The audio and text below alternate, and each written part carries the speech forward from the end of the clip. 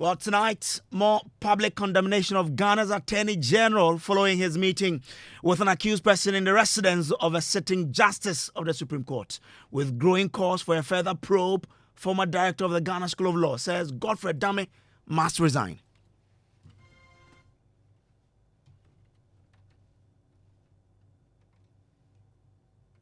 Manner. I mean, if he has a conscience, no one should advise him. He has to advise himself to resign. Well, more as a private legal practitioner calls for a commission of inquiry or a parliamentary probe into the allegations that Attorney General tried to get an accused person to incriminate the minority leader. It goes beyond a simple trial of some 2-3 people. It goes deep into the criminal justice system. We should be looking at a commission of inquiry or at least a parliamentary inquiry into this. Well, tonight, in his defense, the attorney says the time the meeting was held, the accused person did not have a lawyer. At the material time that these meetings took place, or this meeting took place, Mr. Jakpa was not represented by counsel. Well, tonight, former director of the Ghana School of Law, Mr. Srem-Sai, is calling for the resignation of the Attorney General and Minister for Justice, Godfred Dame, for meeting with a third accused in the ongoing trial of Dr. K.C. Alatoforsen, businessman Richard Jakpa. The Attorney General has denied any wrongdoing in the meeting with the accused. But speaking to MFR Power on the Midday News earlier today, Mr. Ansah said since the Attorney General knows that it is unlawful to meet with an accused person outside of the provisions of the law, then the AG, having met with Mr. Jakpa in the residence of a sitting justice of the Supreme Court, must resign or be sacked by the President. My candid opinion is that the learned Attorney General knows or is deemed to know the law. Apart from the judges, I think the other person we can say the law rests in its bosom is the Attorney General.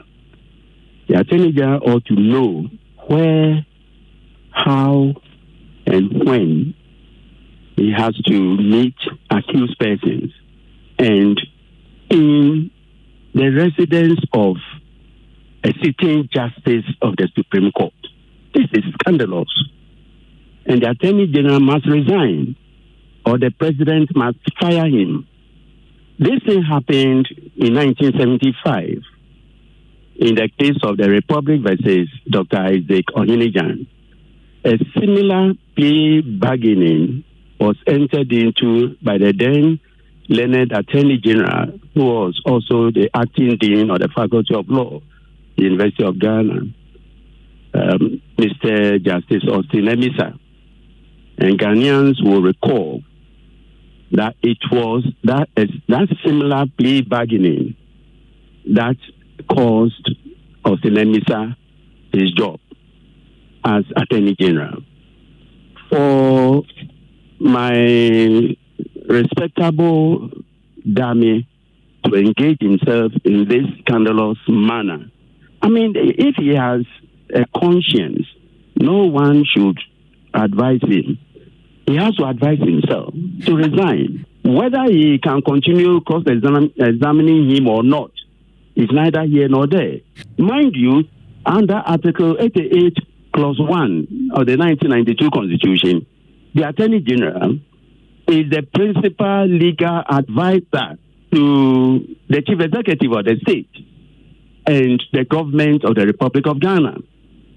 Under Article 88, 4 and 5, he has not only audience, but absolute control over the prosecution and conduct of criminal cases throughout the country. But my candid opinion is, let's discuss this, within the context of Article 19, fair trial.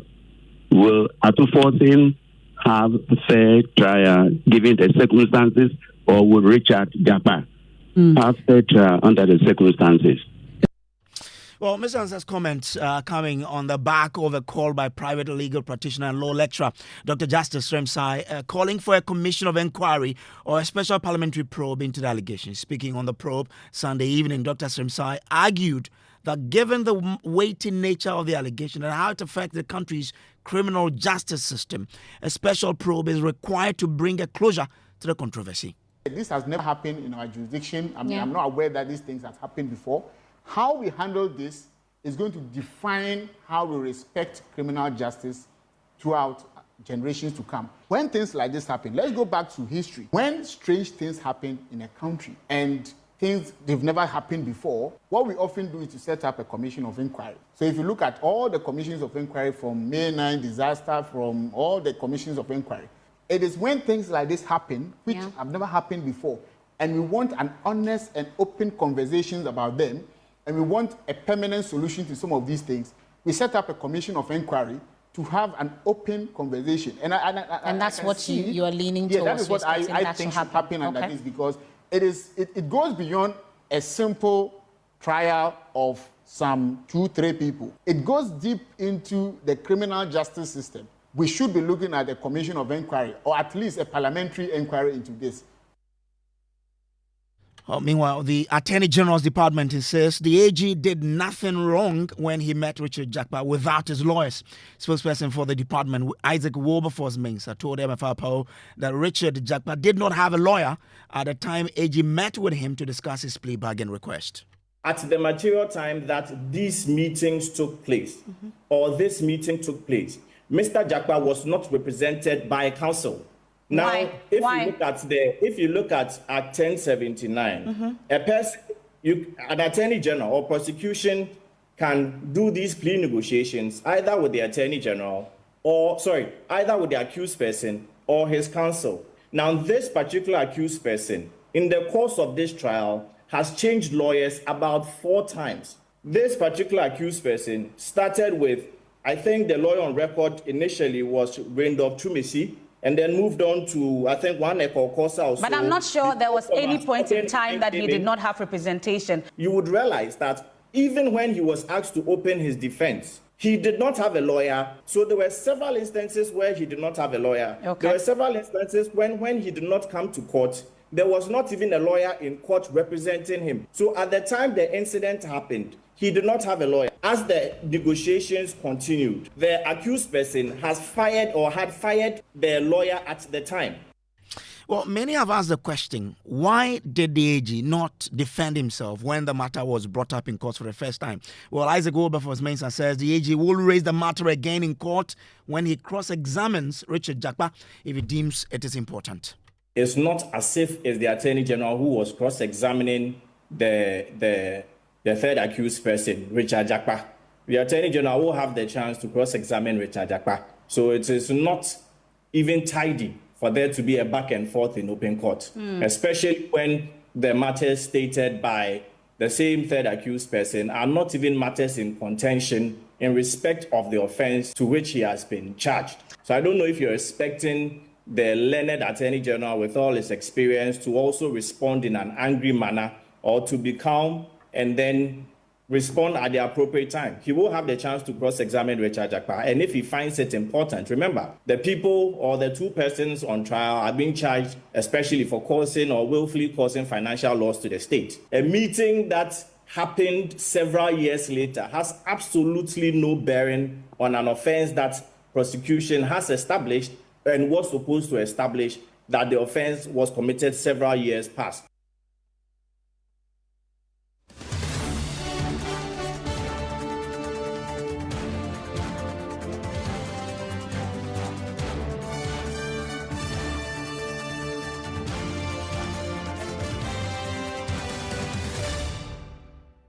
Well, let's begin the conversation on this particular matter. We've been joined on the line by Mr. Srem-Sai, who is former director of the Ghana School of Law. I'm grateful to you for joining us here.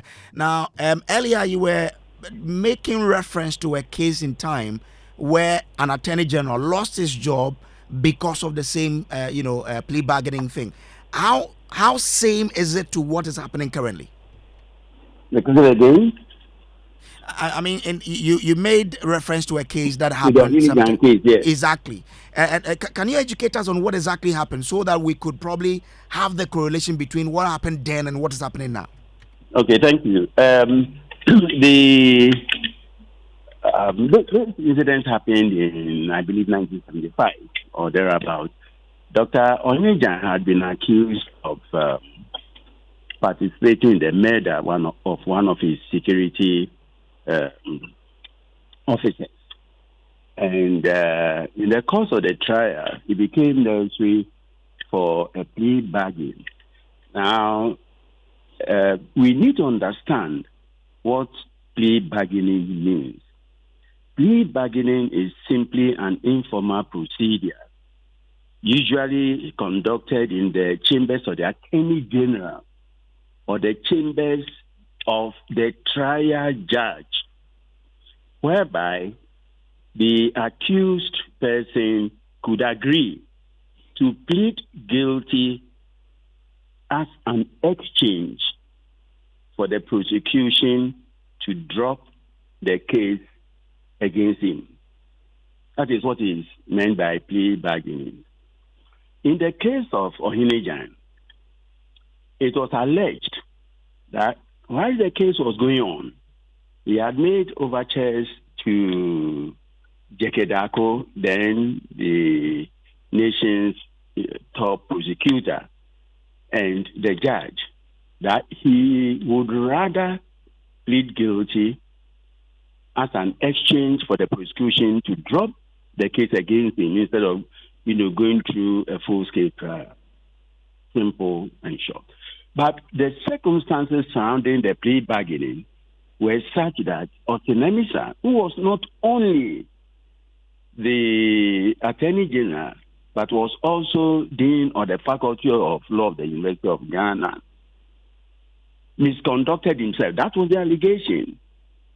And he was made to resign. This was during the era of the National Redemption Council, at the NRC, under Ajena Kutu example. Here we are. History has repeated itself. Dame is an Attorney General. He knows what the process of plea bargaining involves. He knows that if he has to do it, it has to be carried out in his chambers or the chambers of the trial judge. At this time, what he did was to accept an invitation. Whether that is true or not, we cannot tell. And believe you me, this matter cannot, be tried in any ordinary court. What is likely to happen is that the executive will request the special prosecutor to take charge of the case, and then it will be buried in filth. Trust me. Therefore, what we must do as a nation is to urge the Attorney General to resign. I am indifferent as to whether, this case is tried, to the end or not, because he will be acquitted anyway. If it is to be handled by the special prosecutor, they are friends. They will acquit him. And if you want an example, Cecilia Dapa, I told my students that the Cecilia Dapa matter will be curtailed midway. So you are be handled. Ms. Zanza, are you alleging that if this case is given to the special prosecutor, it will be buried and that nothing good will come out of it? Is that what you're saying? Present, why those people were present, who did what? So what happened cannot be described as a plea bargain. It's pure and simple a deal that has been botched. That's all. Okay. It's not, it doesn't meet the requirements of a plea bargain. Okay. It doesn't at all. Stay with me. Let me bring in private legal practitioner Samson Ladi Ayenini. Grateful to you, Samson, for joining us here. Now, how tenable is the excuse that the accused did not have a lawyer at the time the AG was meeting him? And if it is true, how does that affect the allegations of wrongdoing on the part of the AG? No. Those are matters of fact. And matters of fact in the manner that we have come to be told should not be difficult to be established through an inquiry. It is the reason from the very day I started to share my view on this matter, I said that the matters are so serious, they are so weighty, and they go to first because there is the potential implications of, crime and professional misconduct. It will be important that the matters are gone into in the interest of the parties, in the interest of the office of the Attorney General, and in the interest of criminal justice delivery above all. Now, whether at the time he had a lawyer, he did not have a lawyer, we cannot establish that on radio. The facts will have to be adduced before, the evidence will have to be adduced before an inquiry, a panel, so that things can be properly established. So we don't end up imputing wrong when someone may not have done wrong. That's the point I'm making. And to give a suggestion, there's one impression that is created in the public by the display of the letters requesting for plea bargain and the commentary on the back of those letters. Plea bargain is permitted by law. Previously, since 1960 or so, and then not too long ago in 2022, this Attorney General led a very laudable process to pass the Criminal and Other Offences Procedure Amendment Act 2022, Act 1079.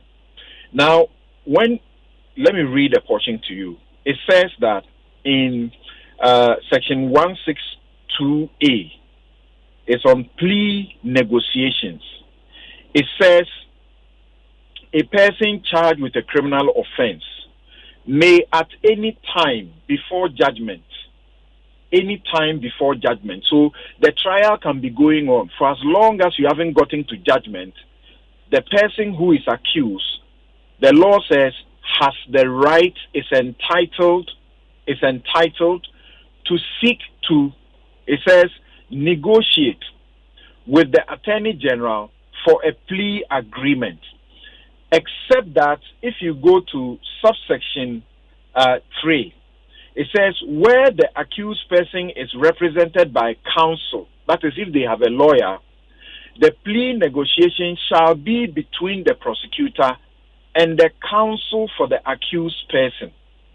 If they say at this time, when the negotiation was going on, or whatever it was, there was no counsel for the accused, I'm sure that when we check the record of proceedings in the court, but why should that be our job, really?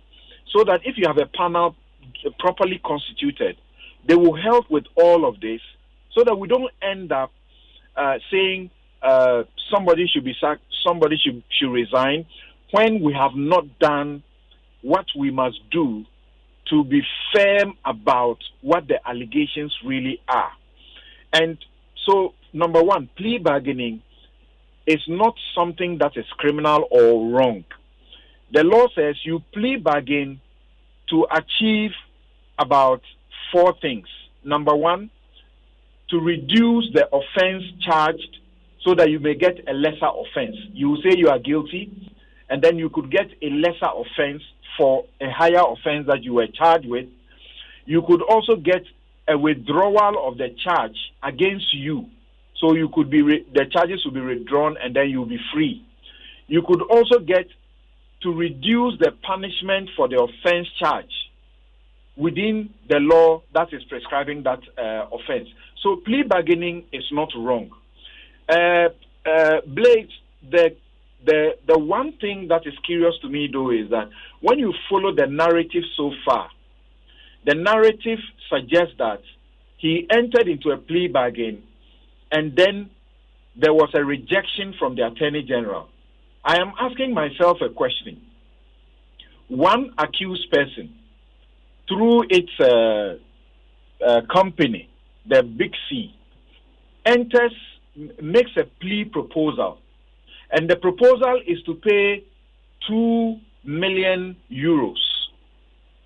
The total amount for which they are standing trial is 2.3 something, about 2.4 million.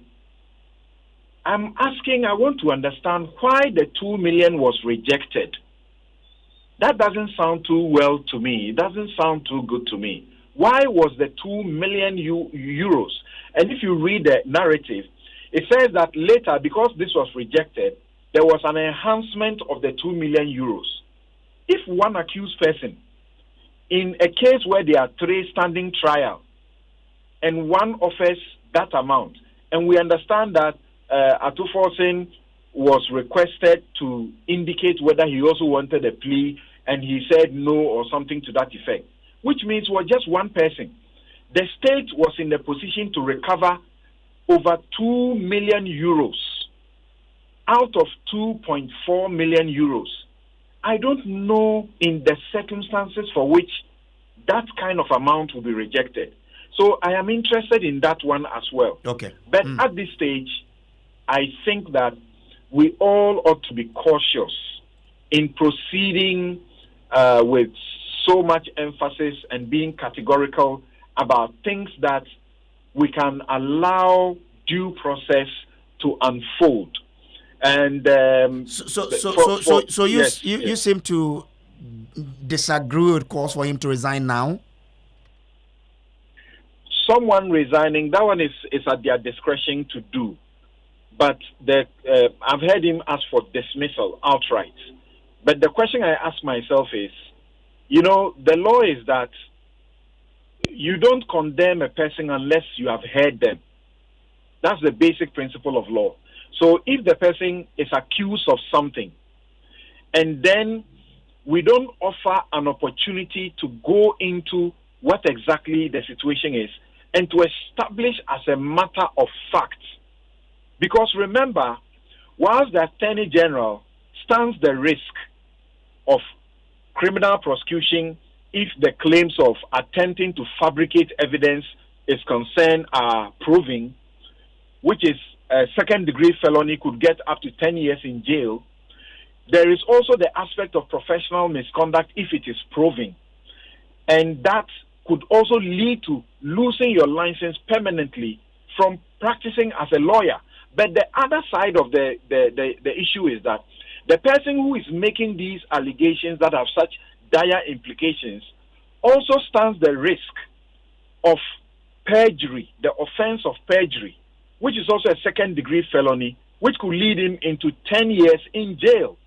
I say we don't have to continue an endless debate and a media war, which will not get anywhere. There has to be a constituted inquiry that takes over all of these matters and goes through the process in compliance with due process, so that in the end, we will all be satisfied that the law has been followed. Somebody did wrong, they have been punished. Somebody did not do wrong, they have been discharged. Well, some are proposing a parliamentary inquiry or probe. Which form should a probe take? I appreciate that proposal, particularly from Dr. Srem-Sai, because his argument is that the office of the Attorney General, and I keep saying this, it is not a mere place. It is a very important place, just like Dr. Ansari had just said. The office is a very important place. Article 88 of the 1992 Constitution provides for that office. So Dr. Srem-Sai says, because he is a constitutionally created office, he may not be subject to the same rules that ordinary lawyer like me would have suffered if this thing were about me, and then a complaint would have gone to the General Legal Counsel. I don't exactly agree with that because he's a lawyer to begin with. And in fact, it is your being a lawyer that qualifies you to become the Attorney General. Now, the point here again is that Article 88, the importance of it is that our Attorney General is not only the Attorney General, but is also the Minister for Justice. These are two important roles. In this country, by our Constitution, there cannot be criminal prosecution, initiation of criminal process and prosecution without the Attorney General. There cannot be a civil process against the state without the Attorney General. That is how important the Attorney General is. The Attorney General is the one that is the principal legal advisor to the government. And the president gives him, duties, refers cases to him or matters to him to attend to for you and I on our behalf. So it's a very serious place. If something like this comes up about his office, and then we get confirmations that, oh, yes, indeed, something happened, but this is how it happened. That is how it didn't happen this way. And we begin to play it in the normal propaganda political game. It is not good because the image of that office has to be protected. The image of the individual occupying that office also has to be protected. Okay. So let's go to it in a proper way so that in the end, if these claims are proven and somebody is found guilty, then they suffer the consequences for it. Okay. Then we purge the system and the criminal justice system is upheld. Elsewhere, this will be something that may lead to a mistrial. The entire case will be botched and the attempt to recover the money will be lost, not on the merits.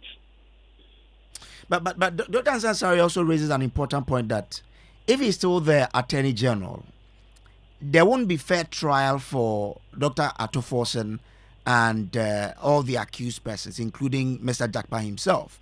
In the normal processes, when an inquiry begins, the people affected will be made to step aside if they are public office holders.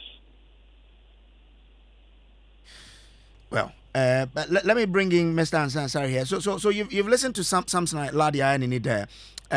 He thinks that we should allow the processes to take its course. There should be an inquiry to look into it to ensure that, because of the sensitivity of the office, the right things are done so we can have the right remedies. You don't agree? I respect my friend's view, but on this issue, I beg to differ. First of all, what the Attorney General's brings to the fore a moral question. Morally, it is simply not right for him to remain in office while in the inquiry goes.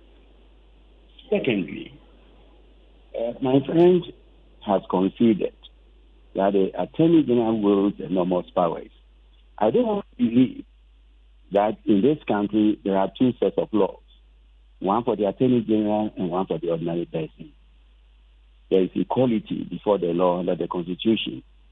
Now, if the Attorney General has misconducted himself or has compromised his office, the honorable thing for him to do is to step aside, just resign. So that's on a moral ground, right? Yes, on moral ground. Then on political grounds, I don't think that Ghanaians now have any confidence in the justice system or any confidence in the commissions of inquiry established by the president. But these allegations are not proven yet. Not the human being president, but the office. Now, throughout the tenure of this present government, no commission of inquiry or committee of inquiry has successfully terminated in any findings. It's always been exoneration.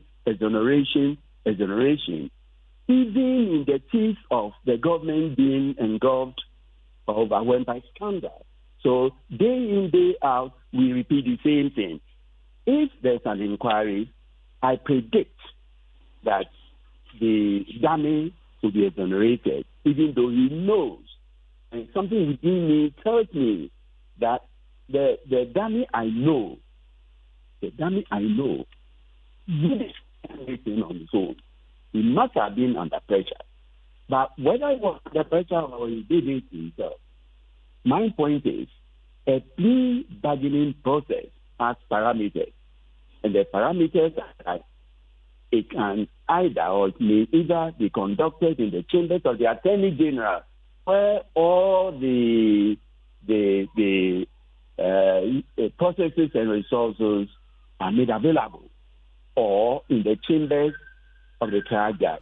So the Attorney General will be accompanied by one of his deputies, or by all means the DPP, that is the Director of Public Prosecution. Then the state attorneys handling the matter, the Chief Director, and the Director of the DNI, because this borders on intelligence, and therefore the DNI Director or a person authorized by you to represent him ought to be there.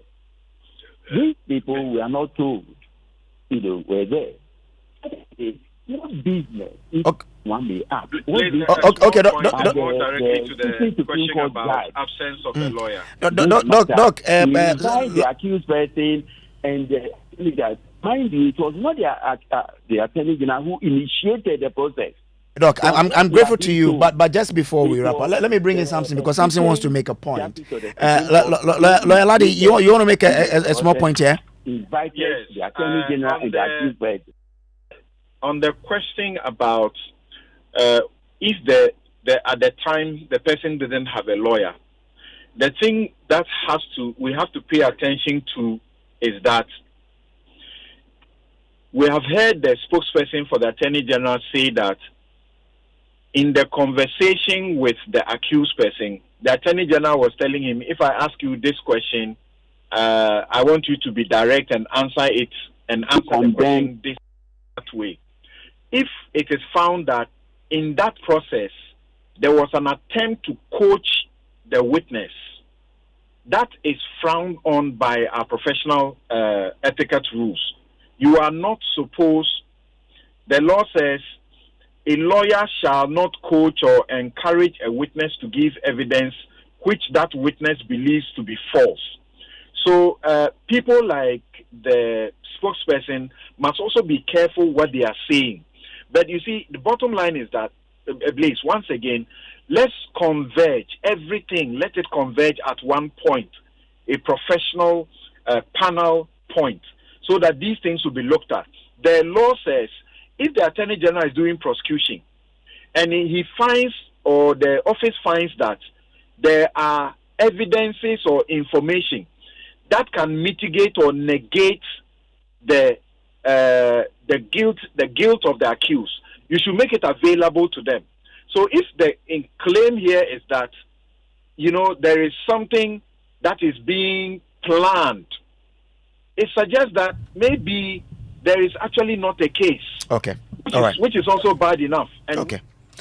Lawyer Laddie, Samson Laddie, and I'm grateful to you for joining, and also to Dr. Srem-Sai, former director of Ghana School of Law. Grateful to you. This has been Top Story. Up next is Newsnight.